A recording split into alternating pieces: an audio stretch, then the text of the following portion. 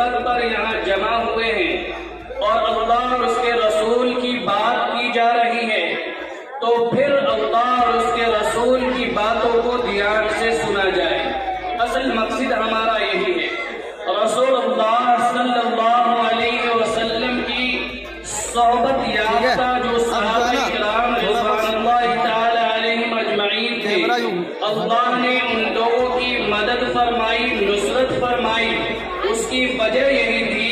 کہ وہ لوگ اللہ کے اور رسول کی باتوں کو سن کر بات برابر بھی نافرمانی نہیں کرتے تھے۔ بچوں خاموش ہو جائے، ہاں بھائی خاموش ہو جائے، نافرمانی نہیں کرتے تھے۔ میں پیچھے بھی ایک واقعہ سنایا تھا کہ اللہ کے نبی علیہ السلام مسجد نبوی کے اندر تشریف فرما تھے۔ صحابہ کی ایک بڑی جماعت تھی۔ اللہ کے نبی علیہ السلام نے ارشاد فرمایا کہ لوگوں بیٹھ جاؤ، لوگوں بیٹھ جاؤ۔ جب اللہ کے نبی علیہ السلام کی یہ آواز صحابہ کے کانوں میں پڑی، روایت کے اندر ہے، ابو درداء رضی اللہ تعالیٰ عنہ روایت کرتے ہیں کہ ایک شخص مسجد کے اندر قدم رکھے ہوا ہے اور اس کا دوسرا قدم مسجد کے دروازے کے باہر ہے اور وہ بیٹھا ہوا ہے۔ اللہ کے نبی علیہ السلام نے اس سے پوچھا کہ ارے بھائی، ایک قدم آپ کا مسجد میں ہے اور دوسرا قدم مسجد سے باہر ہے اور بیٹھنے میں آپ کو دشواری ہو رہی ہے، آپ مسجد میں آ کر کے آرام سے بیٹھ جاتے، تسلی سے بیٹھتے۔ اس صحابی رسول نے کہا اللہ کے نبی علیہ السلام، جس وقت آپ کی آواز میرے کان میں پڑی، آپ کا فرمان میرے کان میں، یہ آپ کے فرمان میرے کان میں گونجی، اس وقت میرا ایک پیر مسجد کے اندر تھا اور دوسرا پیر مسجد کے باہر۔ اگر میں باہر والا پیر اندر رکھتا تو آپ کے حکم کی تعمیل میں تاخیر ہوتی، اور میری یہ مجال نہیں کہ آپ کا حکم میرے کانوں میں آئے اور پھر میں بات برابر یا ذرہ برابر بھی تاخیر کروں آپ کے حکم کی تعمیل کرنے میں۔ آپ کے حکم کی آواز میرے کانوں میں آئی اور میں جس حالت میں تھا، جس عالم میں تھا، میں اسی جگہ بیٹھ گیا۔ اللہ کے نبی آگے بڑھتے ہیں اور بکریوں کے باڑ میں جاتے ہیں اور وہاں پر دیکھتے ہیں کہ ابو درداء رضی اللہ تعالیٰ عنہ، یہ اللہ کے نبی علیہ السلام کے صحابی ہیں۔ یاد رکھیے، صحابی وہ ہوتا ہے کہ جس نے ایمان کی حالت میں اللہ کے نبی کو دیکھا ہو اور اس کی موت بھی ایمان کی حالت میں آئی ہو۔ اگر کوئی آدمی ایمان کی حالت میں اللہ کے نبی کو دیکھا تو ہے لیکن اس کی موت ایمان کی حالت میں نہیں آئی ہے تو وہ صحابی نہیں ہے۔ ایک آدمی اللہ کے نبی کو ایمان کی حالت میں دیکھا نہیں ہے لیکن موت اس کی ایمان کی حالت میں آئی ہے، وہ بھی صحابی نہیں ہے۔ صحابی ہونے کے لیے شرط یہ ہے کہ اس نے اللہ کے نبی کو ایمان کی حالت میں دیکھا ہو اور اس کی موت ایمان کی حالت میں آئی ہو، وہ صحابی ہے۔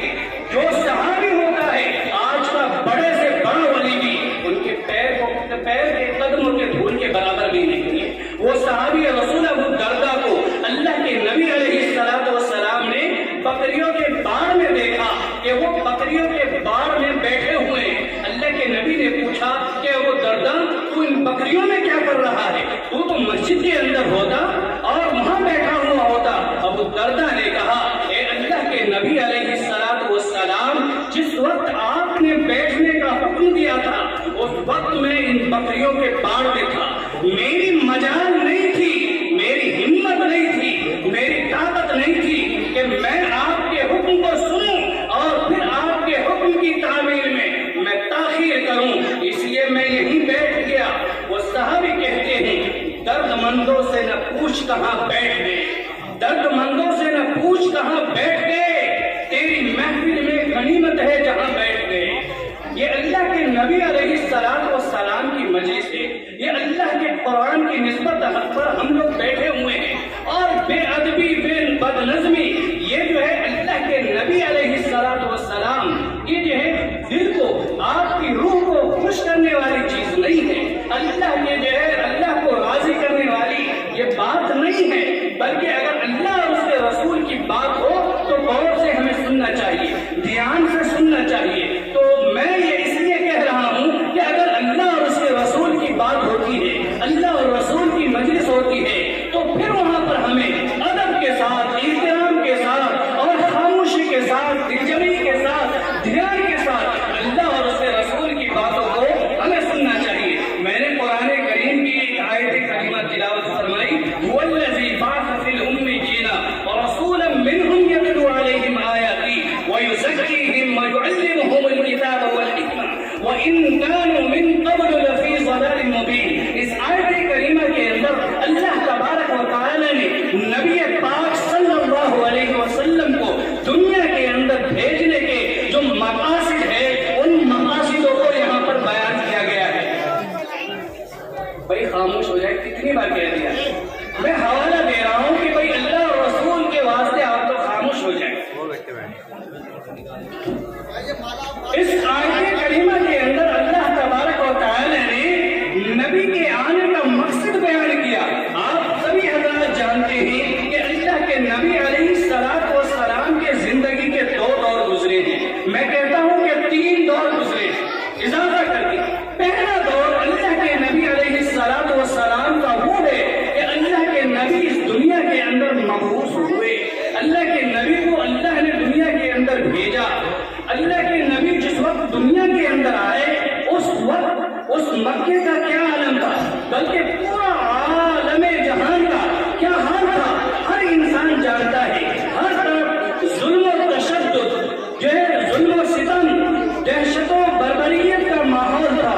اور ظلم و جبر و تشدد کا جو ہے ماحول تھا۔ ہر انسان جو ہے ایک دوسرے کے خون کا پیاسا تھا، ہر جو ہے ایک دوسرے کے دل کے اندر دشمنی کی آگ بھڑکتی تھی۔ ایسے ماحول میں اللہ کے نبی علیہ السلام کو اللہ تبارک و تعالی دنیا کے اندر مبعوث فرمایا۔ پہلا دور آپ کی زندگی کا، آپ کی پیدائش سے لے کر اور 40 سالہ زندگی ہے جب آپ کو نبوت ملی ہے، یہ پہلا دور ہے۔ آپ نے اپنی 40 سالہ زندگی انہی جو ظالم و جابر اور ان جو دشمنان اسلام کے بیچ رہ کر کے آپ نے 40 سالہ زندگی گزاری ہے، اور اپنا کیریئر اور اپنا اخلاق اور اپنا کردار ایسا بنایا ہے کہ ان جو ہے ظلم و تشدد اور جو ہے دہشت و بربریت کے عالم میں جب ہر آدمی جو ہے نا انصافی پر، ظلم و ستم پر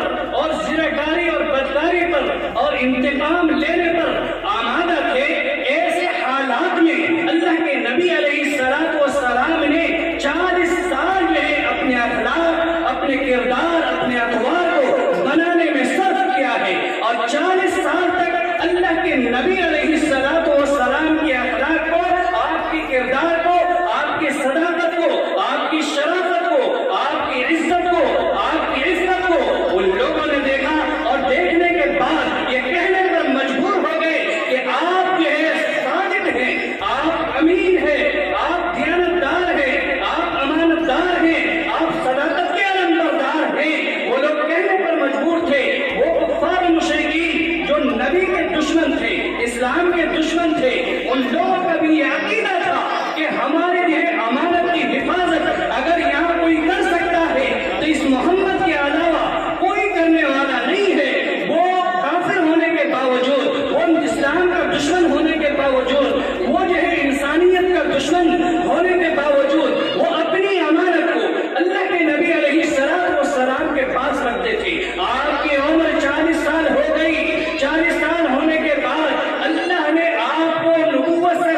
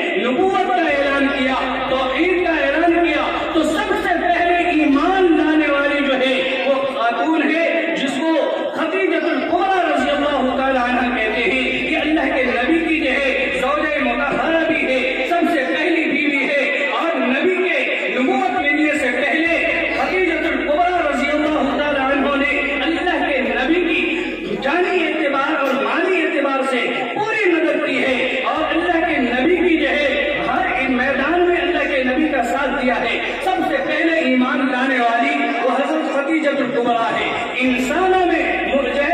مردوں میں ایمان لانے والے سب سے پہلے سیدنا صدیق اکبر رضی اللہ تعالیٰ عنہ ہے. بچوں میں ایمان لانے والے سب سے پہلے علی مرتضیٰ جو ہے شمشیر حیدر کرار رضی اللہ تعالیٰ عنہ ہے. غلاموں میں سب سے پہلے ایمان لانے والے زید بن حارثہ ہے. اسی طریقے سے عبد الرحمن بن عوف ہے اور زبیر بن عوام ہے. یہ اس طریقے سے یہ لوگ ایمان لائے ہیں.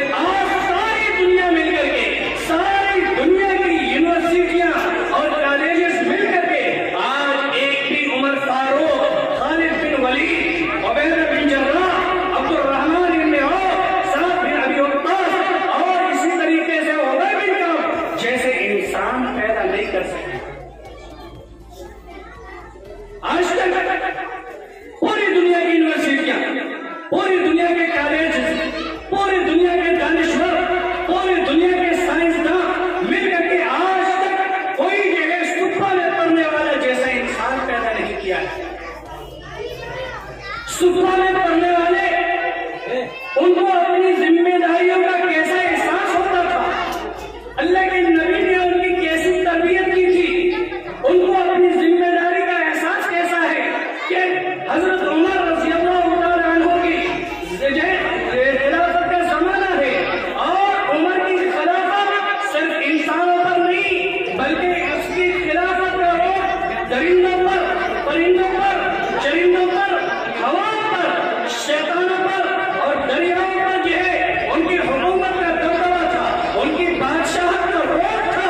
वो उमर एक मर्तबा बैठे हैं, ईद के मौके से लोग आते हैं और उमर फारूक रज़ी अल्लाह तआला अन्हु को ईद की मुबारकबाद देते हैं, ईद की मुबारकबाद देते हैं, ईद की बधाई देते हैं, ईद की खुशियां पेश करते हैं। वो 4000 मुरब्बा मील पर जिसकी हुकूमत है, जिसकी बादशाहत है और जिसकी बादशाहत से जो दरिंदे परिंदे सब कांपते हैं, सब थर्राते हैं, हत्ता कि अल्लाह के नबी अलैहिस्सलातु वस्सलाम ने इरशाद फरमाया, एक मर्तबा उमर जा रहे थे, आपने देखा और मुस्कुराने लगे, पास में एक बीवी बैठी हुई थी, कहने लगी अल्लाह के नबी अभी मेरे जो है रिश्तेदार गए, आपने नहीं मुस्कुराया, और फला साहब भी गए, आपको हंसी नहीं आई, अभी उमर गए, आप मुस्कुरा क्यों रहे हैं? अल्लाह के नबी ने कहा कि तुम्हें नहीं मालूम है, मैं मुस्कुरा इसलिए रहा हूं कि जिस रास्ते से उमर गुजरता है शैतान भी रास्ता काट देता है, शैतान भी रास्ता काट देता है। वो उमर 4000 मुरब्बा मील पर हुकूमत कर रहा है, लोग उसे ईद की खुशियां और बधाई देने आए हैं, मुबारकबाद पेश कर रहे हैं। उमर के आंखों से आंसू जारी है। लोगों ने पूछा कि उमर आप तो इस मुल्क के बादशाह हैं, खलीफा हैं, आपको तो हम ईद की बधाई देने आए हैं, ईद की खुशियां देने आए हैं, ईद की खुशियां बांट रहे हैं और आप आंखों से आंसू जारी कर रखे हैं, आपके आंखों से आंसू निकल रहा है। उमर ने कहा कि लोगों याद रखो कि मुझे ये डर है कि मेरी दौरे खिलाफत में, मेरी हुकूमत में, मेरी बादशाहत में अगर कोई अल्लाह का एक बंदा भी भूखा रहा या उसे कपड़े न मिले और उसने इसी आलम में ईद गुजारी है, ईद मनाई है कि उसके जिस्म के ऊपर कोई नया कपड़ा नहीं है, उसे कोई खुशियां देने वाला नहीं है, कल क़यामत में अगर रब मेरा गरबान पकड़ करके पूछे कि उमर तेरी बादशाहत में, तेरी हुकूमत में ये लोग जो है ये बेसिसक करके जिंदगी गुजारते थे, इनके जिस्म के ऊपर कपड़े नहीं थे, इनको खाने को जो है ये गन्ना नहीं मिलता था, ये भूख और जो है ये मुफलिसी की जिंदगी गुजार रहे थे, तेरी हुकूमत थी तो कहां सो रहा था? इसलिए वो उमर घबरा रहे हैं, इसलिए उमर इसकी तबीयत कहां हुई थी रसूलुल्लाह सल्लल्लाहु अलैहि वसल्लम की उसी सुफे के अंदर, इसलिए कि ये उमर जब तक ईमान नहीं लाए थे उस वक्त तक इस उमर को गिनती भी नहीं आती थी। इनके वालिद कहते थे उमर तुझसे तो बकरियां चरानी भी नहीं आती है, तुझे तो गिनती भी नहीं आती है, तू बकरियां ले जाता है या तो अपनी बकरियां कम करके आता है या दूसरों की बकरियों को अपने साथ मिला करके ले आता है, तू जिंदगी कैसे गुजारेगा? लेकिन जब ईमान लाए, इस्लाम कबूल किया तो जो बकरियां चराना नहीं जानते थे वो जो 4000 मुरब्बा मील के ऊपर हुकूमत कर रहा है, बादशाह कर रहा है, और कैसी हुकूमत करी है, ऐसी हुकूमत कि आज तक दुनिया के अंदर जितनी हुकूमतें हैं सब उन्हीं के कानून और रसूल और ज़ाब्ते के मुताबिक अपनी हुकूमतें कर रहे हैं, लेकिन उमर जैसी हुकूमत किसी ने नहीं करी। उसी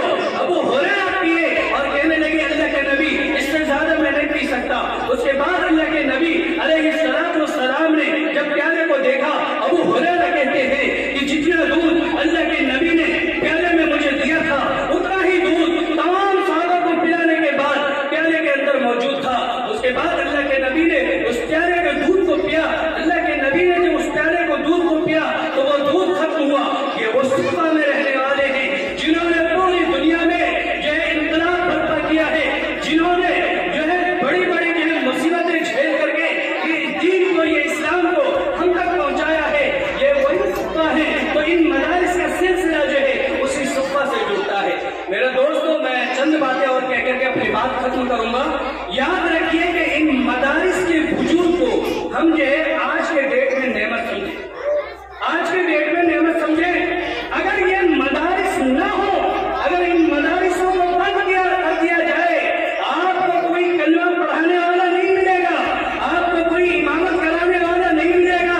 آپ کی نماز جنازہ پڑھانے والا کوئی نہیں ملے گا، اس دنیا میں کوئی قرآن پڑھنے والا نہیں ہوگا، اس دنیا کے اندر نبی کی اور اللہ کی بات کرنے والا کوئی نہیں ہوگا۔ وہ تو قربان جائیے ان اکابر پر جنہوں نے ان بوریوں پر بیٹھ کر کے گاؤں گاؤں، محلہ محلہ، قریہ قریہ اور بستی بستی اور شہر شہر اور گلی گلی جا کر کے مدارس کا، مکاتب کا جال پھیلایا ہے۔ یہ اگر یہ اکابر نہ ہوتے، جن اکابروں کو، جن مدارس میں پڑھنے والوں کو آج دنیا جو ہے بیوقوف سمجھتی ہے، جن مدارس میں پڑھنے والوں کو دنیا آج ذلیل سمجھتی ہے، جس مدارس